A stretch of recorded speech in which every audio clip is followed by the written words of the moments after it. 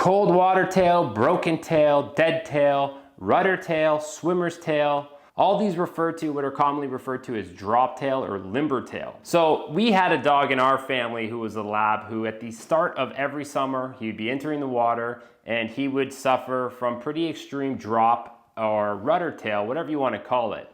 And he was sore to touch, he would have his tail would be dropped between his legs. You could tell he was a little bit irritable. Why this happens, if you look at the literature, there's really not a perfect consensus on why people think it is. But today I'm going to give you my opinion of why this can happen, or at least in my own thoughts, and what you can do to help give the dog a bit of relief, and then what you can do, more importantly, to prevent it in the first place. So we do know that it's associated a lot of times with swimming.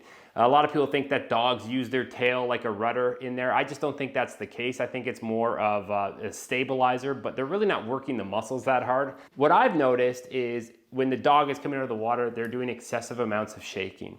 And when a dog's tail whips at the end of the shake, they're getting what's called an eccentric contraction of all the muscles right at the base of the tail going into the tail. And what an eccentric contraction is a contraction, a very forceful contraction of the muscle as the muscle lengthens. And now this decelerates the tail, and it's very similar if you've ever gone to the gym and somebody has showed you what a negative set is. So for a bench press, for example, it's very common for people to do this, is they'll load up the weights really heavy and they might not necessarily be able to push it up. So they get help pushing it up, but on the lengthening phase of the chest muscle, they're hyperloading the chest, and it's actually, the muscle is stretching, but it's contracting at the same time. The reason why this is so effective is you can apply a massive force to the muscle and really strain it or really train it heavily. Now, if you've ever done those negative sets, you'll realize that you're a lot more sore after.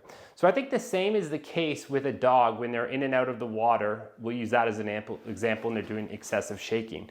So I talk about this, and that's my opinion on what I think is actually happening. And this is excluding any type of neurological condition that might be related to similar symptoms.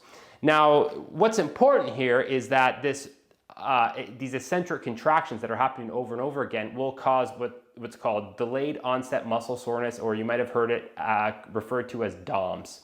Now, DOMS is these little tiny micro tears which builds up the muscle tissue and allows them to, it breaks down to build them up stronger essentially. And when you do a big enough delayed onset muscle soreness where you cause enough damage, it's actually about a grade 1 muscle strain.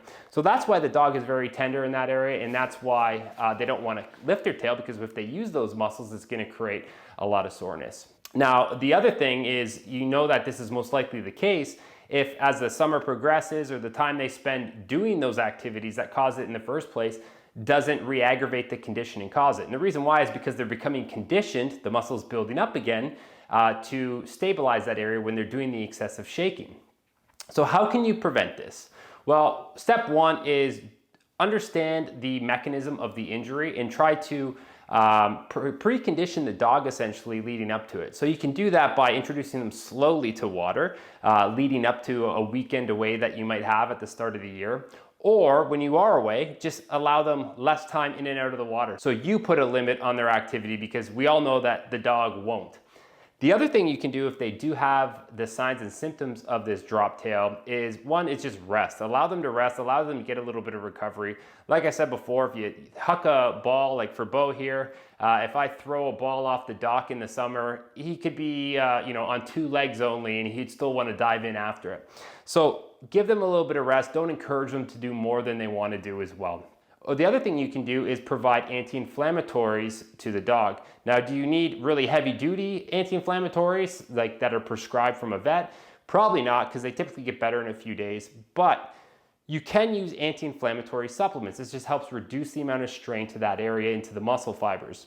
So if you don't know what to do for anti-inflammatory and what supplements to provide your dog, I'll link to a video up here which specifically talks about 3 that you can use for your dog. Hey there, thanks for watching the video. If you like that video, you might also like the one down here. And if you really want to show your support to us, we'd really appreciate it if you subscribe to the channel over here. It means a lot to us. Take care.